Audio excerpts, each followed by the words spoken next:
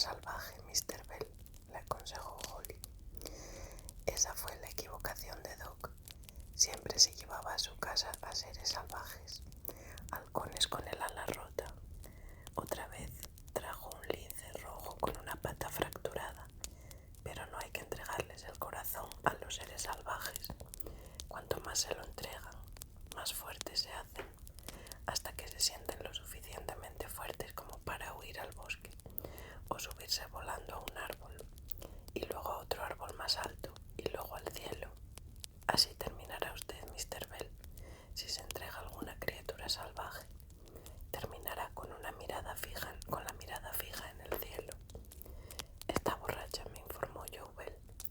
Un poco, confesó Holly, pero Doc me entiende. Se lo he explicado todo con todo detalle, y eran cosas que podía entender. Nos hemos dado la mano, nos hemos abrazado, y me ha deseado buena suerte. Echó una mirada al reloj. A esta hora ya debe de estar en los Montes Azules. ¿De qué habla?, me preguntó Joe Bell. Holly alzó su martini. Deseémosle suerte a Doc, dijo, haciendo chocar su copa contra la mía. Buena suerte, y créeme, queridísimo Doc, que es mejor quedarse mirando al cielo que vivir allá arriba. Es un sitio tremendamente vacío. No es más que el país por donde corre el trueno y todo desaparece. Quinta boda de Trawler. Vi el titular cuando iba en el metro por Brooklyn. El periódico que lo desplegaba en bandera era de otro pasajero. El único fragmento del texto que yo alcanzaba a leer decía: Rutherford Rusty Trawler, el playboy millonario que ha sido acusado frecuentemente de simpatizar con los nazis, se fugó ayer a Greenwich para casarse con una guapa. No sentía deseos de saber nada más.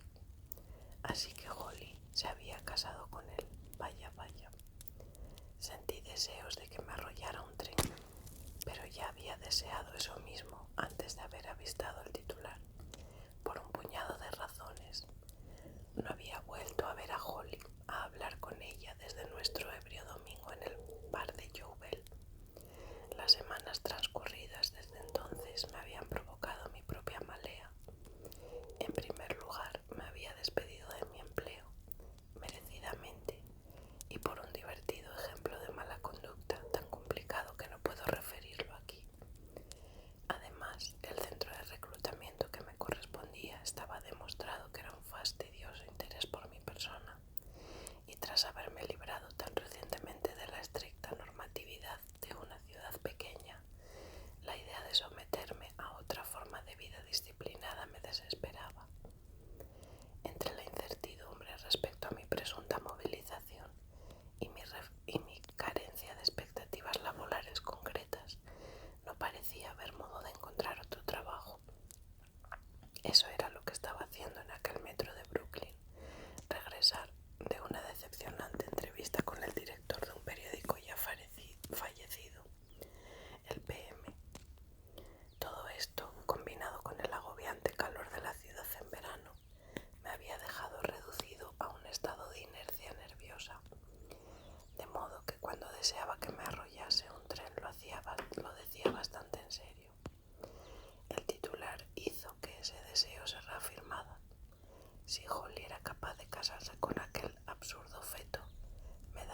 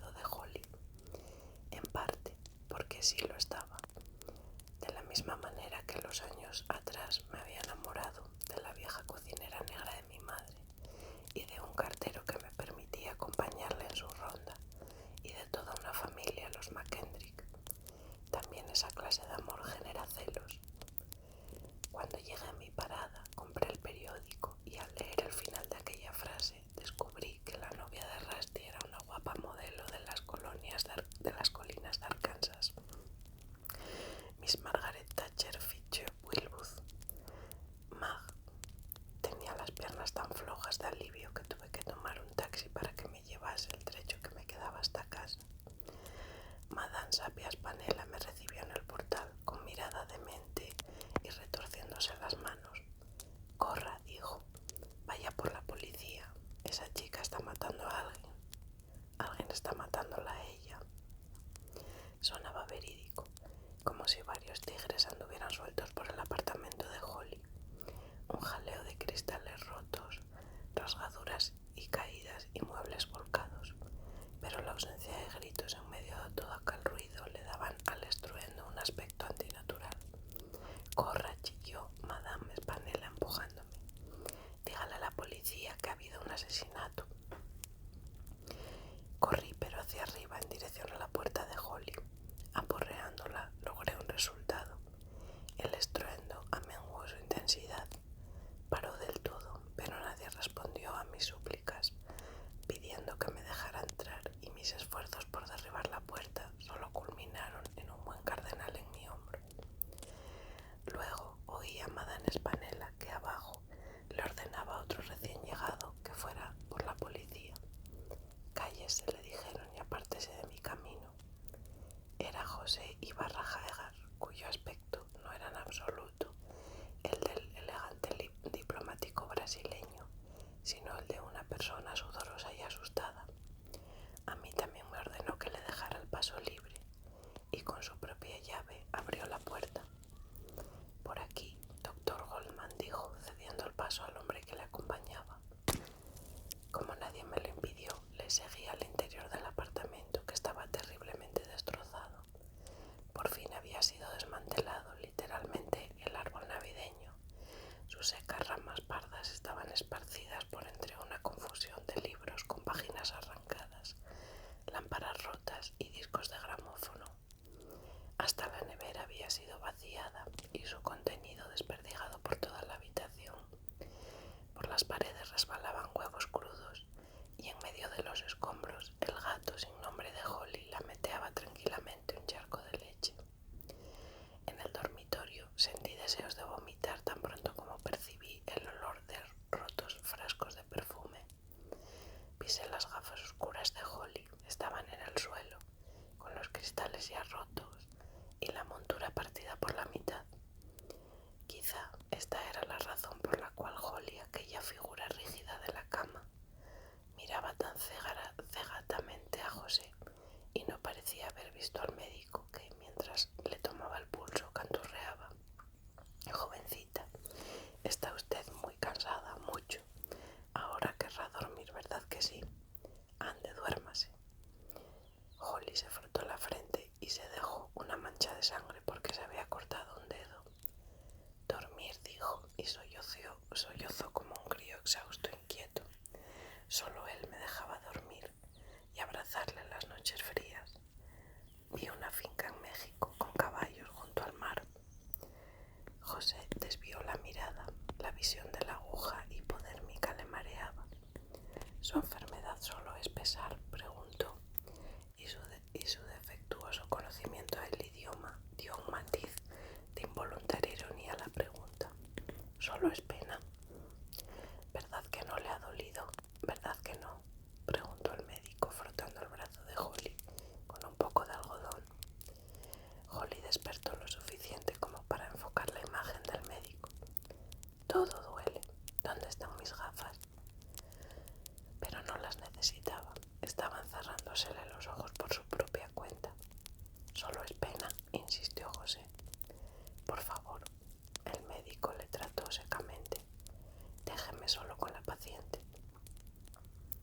José se retiró a la otra habitación, en donde dio rienda suelta a su enfado contra la presencia fisgona de Madame Spanela, que había entrado de puntillas. «No me toque o llamaré a la policía», gritó la mujer amenazadoramente mientras él la expulsaba hacia la puerta con maldiciones en portugués. También consideró la posibilidad de expulsarme a mí, o eso deduje de su expresión, pero me invitó a una copa. La única botella entera que logramos encontrar era de vermut seco. «Tengo una preocupación», dijo. «Tengo la preocupación de que esto cause escándalo, de que lo haya roto todo, que haya hecho locuras. No debo de tener escándalos públicos, es muy delicado. Mi nombre, mi trabajo». Pareció reanimarse cuando supo que yo no veía el motivo alguno de escándalo. Destruir las propias pertenencias era presumiblemente un asunto particular de cada uno. Es solo cuestión de pesar, declaró firmemente. Cuando vino la tristeza, primero tira la copa que bebe, la botella, los libros, una lámpara. Entonces me asusto, corro por un médico. ¿Pero por qué? Quise saber. ¿Por qué ha tenido que darle este ataque? Por Rusty. En su lugar yo lo hubiera celebrado. Rusty. Yo llevaba todavía el periódico, le enseñé el titular. Ah, eso, soltó con una sonrisa desdeñosa. Rusty y Mag nos han hecho un gran favor. Nos hace reír mucho que ellos crean romper nuestros corazones cuando lo que nosotros queremos es que se vayan. Se lo aseguro, cuando llegó, la pena estábamos riendo. Sus ojos recorrieron el estropicio esparcido por el suelo. Recogió un papel amarillo arrugado. Esto, dijo, era un telegrama de Tulip, estado de Texas. Recibida noticia. Joven Fred muerto en combate ultramar. Stop. Tu marido e hijos compartimos dolor, mutua pérdida. Stop. Sigue carta. Te quiero, Doc.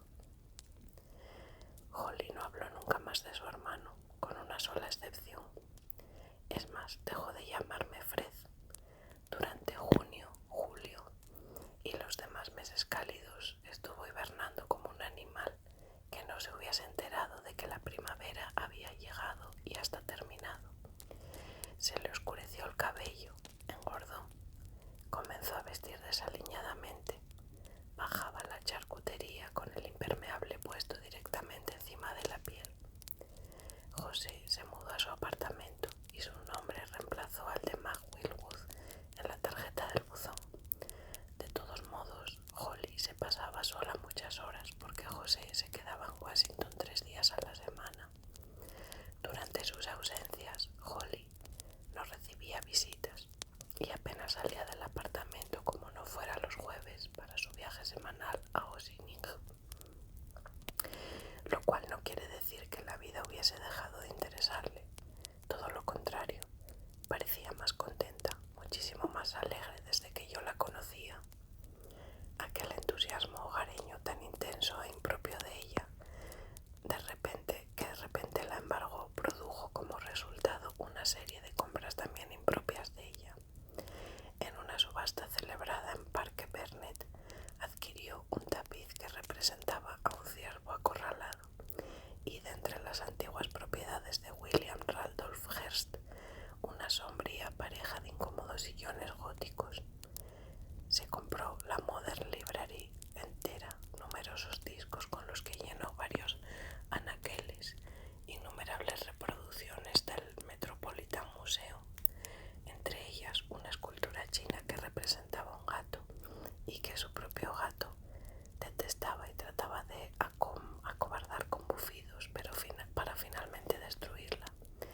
Una batidora, una olla a presión y toda una biblioteca de libros de cocina. Hizo de ama de casa durante tardes enteras que dedicó a ordenar de forma en absoluto sistemática la sauna que era su cocina. Dice José que cocinó mejor que el Colony. La verdad, como hubiese nadie podido adivinar que yo poseía ese talento natural. Hace un mes ni siquiera era capaz de hacer unos huevos revueltos. Y si vamos a eso, seguía siendo incapaz de hacerlos. Los platos más sencillos, un bistec, una ensalada como Dios manda, estaban fuera de su alcance. En lugar de eso solía servirle a José y también a mí algunas veces sopas outre, tortuga negra al brandy servida en cortezas de aguacate, fantasías neronianas, faisán asado relleno de granada y plamímero y otras equívocas innovaciones, pollo y arroz al azafrán servidos con salsa de chocolate. Es un clásico caribeño, cariño. El racionamiento bélico del azúcar y de la crema de leche suponían un estorbo para su imaginación a la hora de preparar postres. No obstante, una vez consiguió hacer una cosa llamada tapioca de tabaco. Mejor será no describir